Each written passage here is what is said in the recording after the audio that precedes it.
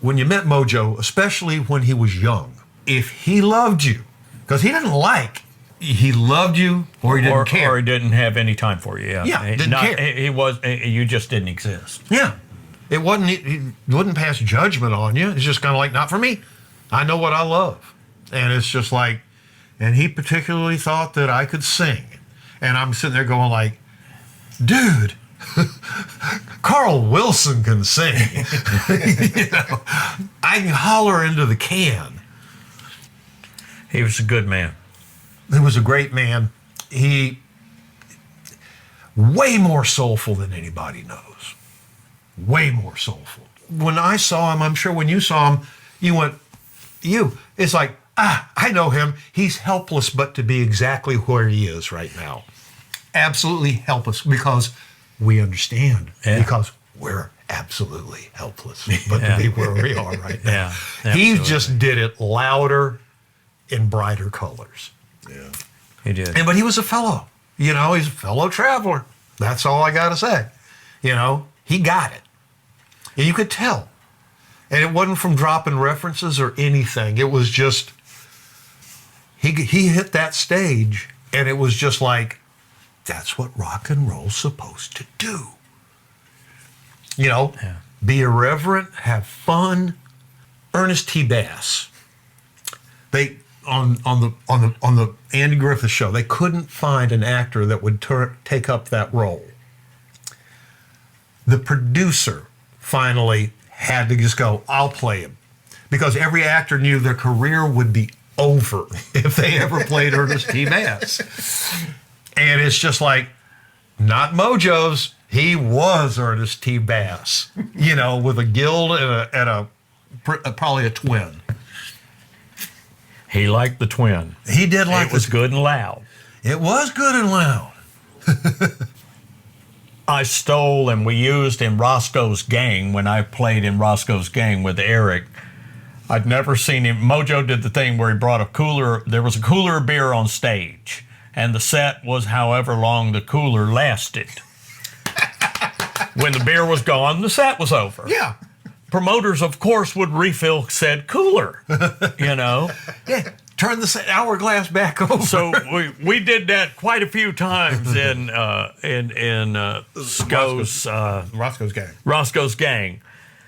Mojo, when you cut through all the bluster, which was hard to do. I mean, all of that. If he was in public, he couldn't turn it off. Yeah, Mojo was, but he was a good human being. He had a great heart. He cared. He loved music. He was a huge fan of the Scorchers, huge fan of the Satellites, huge fan of Dan's. Mm-hmm. He was fond of you as well, my brother. He told people I was his favorite guitar player. That's monumental to me. Didn't even Mojo was a magnificent human being. One of my favorite things, he every year on the Outlaw Country Cruise, I would always ask him, I do a jam, and I always made sure Mojo got to perform in the jam. He liked doing it. He doesn't get asked a lot to do those things. And they're scared of him. You ain't. Yeah, I wasn't. You know him. And it usually become, okay, him and Steve Earle, which one's going to fight over the Rolling Stones song? Dead Flowers? Dead Flowers, yeah. But Mojo, one of the years, I got the Mavericks Horns guys involved, and Mojo said, can I do the letter? And I went, yeah, we got the players. We got Wet Dog from his band on keys. We had all the Mavericks Horns guys come out, and I literally mentioned it to him, and the trumpet guy goes, I got the charts, don't even worry about it. What key, And Mojo told me, he says, I'm going to really try to seriously do this. I don't want to just butcher the song. But you know me, it's the last thing on the boat. Yeah. And dude, when he came out and I introduced him, he was like this. I mean, he had been at it for 6 days, right? I don't know how we're going to do on this. And it's like, Mojo, we're going to do just fine. You just do your thing, They counted it in. We went to it.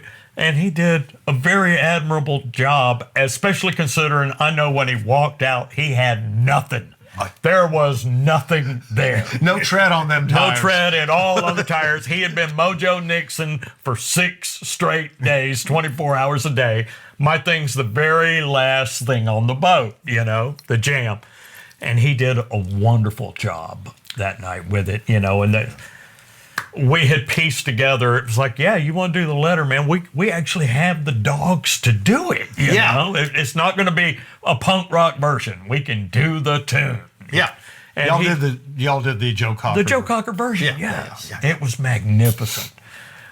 But I'll always remember him going, I don't know how it's going to be. I was like, wow, dude, there is no rubber on that tire, I see the steel belt. Oh, no, it was literally like, okay, I think I know part of the first verse.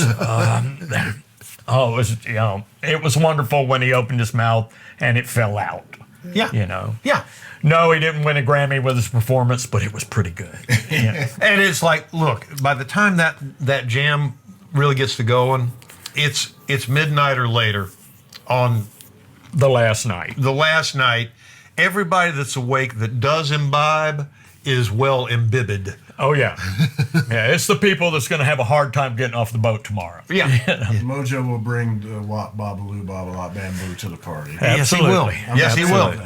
Yeah. Yeah. He was. And he never said no. He always went, yeah, sure, I'll do it. Yeah. Which is cool. Yeah. That's the guys you want. Yeah. Well, he knows that he can.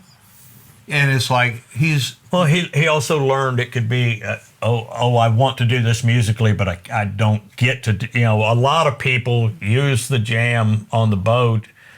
It's an opportunity to do something they don't get. Yeah. Scratch an itch that they can't scratch, And I love that. I love when somebody gets real adventurous, Were you guys on the boat the last trip there with Mojo? He was. I actually had lunch with Mojo an hour and a half before he went. Oh, God, man. Yeah. I'm sorry. He literally said to me the night before he had done his last Mojo Nixon show, and Whit, Mojo's drummer in the Toad Lickers, had neck surgery. He couldn't be on that boat.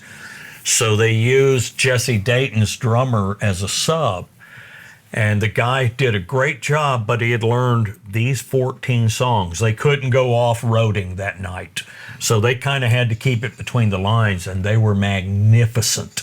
I went through where they were playing, and I was planning on watching a song or two and moving on along. I watched the entire show. Mm-hmm. They were magnificent that night because they were Mojo Nixon and the Toad Lickers. They were crazy, but they couldn't do a right-hand turn. Yeah. They couldn't go, well, we're going to go over here now. Yeah. They kind of had to keep going down the highway with the drummer. Cut to the next day, Mojo's at lunch, and he's like, man, we played the greatest show we've ever played in our life. I mean, he was just on. That greatest show we ever, if I were to die today. An hour and a half later, he was gone. Oh. Yeah. He actually said that? Yes, he did. Yes, he did. About as close to. But I know where his head was. If he was to die today, he died thinking he had the greatest show he'd ever had. And I know it was because I saw it. It was pretty fucking great, The other side of that thing, because we just participated in the last one, 9. Yeah. Tepper died 4 months later, Jeremy Tepper. So they lost the heart, and then they lost the brain. Yeah. Yeah. And our job on Outlaw Country 9, was to try to make the thing that they built go. Walk around the room. They wouldn't want to see it die. They worked hard to get it to where they got it, Yeah. And it was kind of a weird boat to go on in my head. I've been on all 9 of them, the Outlaw Country Cruises. In my head, it was like, is this going to be a party or is it going to be a funeral? Our job is to make it a party and keep the memory of those 2 guys alive and keep what they built alive because they wanted it to stay alive. Mm-hmm. And I think everybody that participated did a really great job. Everybody had the right head on. Everybody had the right head on when they walked on the boat. Yeah. It's just like, this is still Mojo and Tepper's boat. After this year, it won't be. But right now, the people that bought their tickets to this, Mojo had just died, Tepper hadn't died yet, and they all knew that, it was going to be, the theme of the boat was going to be Mojo because that was the public guy, That was the face of it. Yeah, he really was. Yeah. And it's like, this guy's level of importance on that boat is going to rise simply because of the late night jam and the ability to sit in with numerous different people and not be out of place. The Outlaw Country Cruise thing for me, because I lucked, I did 1, 4, and 9 with Homemade Sin. Mm-hmm. I did 2 as driver and Crying's guitar player, 3 with the Scorchers. And since 5, I've had solo. Dan and Joe did it with me on 5. I've had some version of my solo thing since.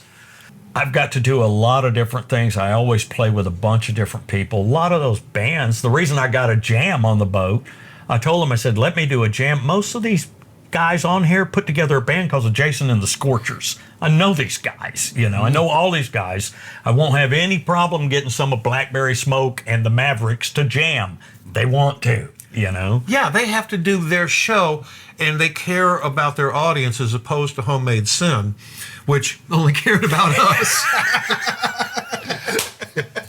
What was it we told that sound guy? Sound guy was complaining about something, and I looked at the guy and went, dude, we're playing to ourselves. They get to watch. Yeah. That is literally, we're playing to the 4 of us, And he just looked at me like I was nuts. No, listen, I will tell you, when you're in a band that can stand up and walk around the room, you walk out there first song, you get access denied, access granted. If access is granted, there's no problems. Okay, access denied. Here's your flow chart. Let's get the 4 guys on stage now as involved as possible. We'll find who's having the tough time.